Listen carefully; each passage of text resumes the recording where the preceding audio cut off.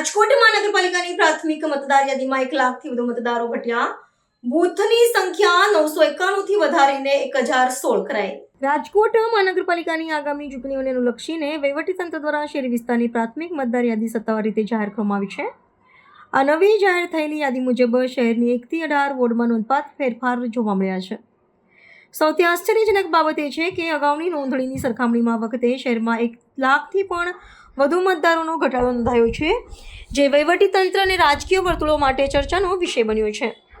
આંકડાકીય માહિતી અનુસાર અગાઉની યાદીમાં 10.93 લાખ મતદારો નોંધાયા હતા, જેની સામે નવી જાહેર કરાયેલી પ્રાથમિક યાદીમાં મતદારની સંખ્યા ઘટીને 9.85 લાખ થઈ ગઈ છે.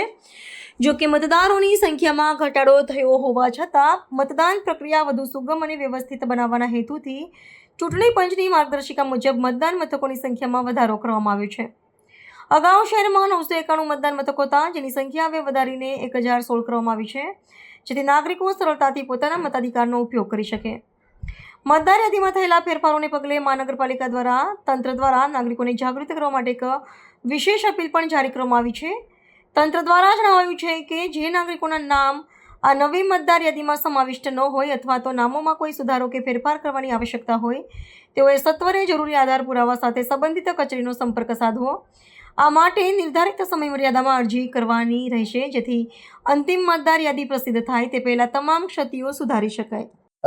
આજ રોજ તારીખ 23/3/2026ના રોજ રાજ્ય ચૂંટણી આયોગની સૂચનાથી તેમજ મતદાર નોંધણી અધિકારી અને કમિશનર સાહેબ રાજકોટ મહાનગરપાલિકા તથા કલેક્ટર સાહેબ રાજકોટ જિલ્લા અને શહેર ચૂંટણી અધિકારી રાજકોટ શહેરની સહકાર અને સહયોગથી મતદાર યાદી તૈયાર કરવામાં આવી છે રાજકોટ મહાનગરપાલિકાની, જે કુલ 1 થી 18 વોર્ડમાં સ્પ્લિટ કરેલ છે.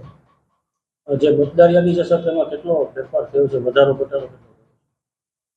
ગયા ઇલેક્શનમાં અંદાજિત 2021માં જ્યારે આપણે જોઈએ તો 10,93,991 જેટલા મતદારોનો સમાવેશ થતો હતો. ત્યાર પછી જે હમણાં રિસેન્ટલી જે SIR એટલે કે જે સઘન મતદાર યાદી સુધારણા કાર્યક્રમ થયો છે, એના હિસાબે જે એબસેન્ટ છે, શિફ્ટેડ છે, ડુપ્લિકેશન મતદારો હોય આવા જે ડિલીટ થયેલા છે, અને ત્યારબાદ જે વિધાનસભાની મતદાર યાદી ઉપરથી જ આ મતદાર યાદી તૈયાર કરવામાં આવી છે, અને અંદાજિત 9,85,952 જેટલા મતદારો નોંધાયેલ છે. હાલ બૂથની સંખ્યામાં સર કેટલો ફેરફાર થયો? બૂથ લાસ્ટ ટાઈમના ઇલેક્શન સાથે જો કમ્પેર કરીએ આપણે તો 2021માં અપ્રોક્સિમેટલી 991 જેટલા મતદાન મથક હતા. એની સામે આ વખતે ભાગ કુલ 1016 થાય છે, કે જે ટેન્ટેટિવલી 1016 એટલે કે 25 જેવા બૂથનો અંદાજિત વધારો થવા પામેલ છે. આ પ્રાથમિક મતદાર યાદી છે સર, આમાં જેનું નામ રહી ગયું એને શું કરવાનું રહેશે?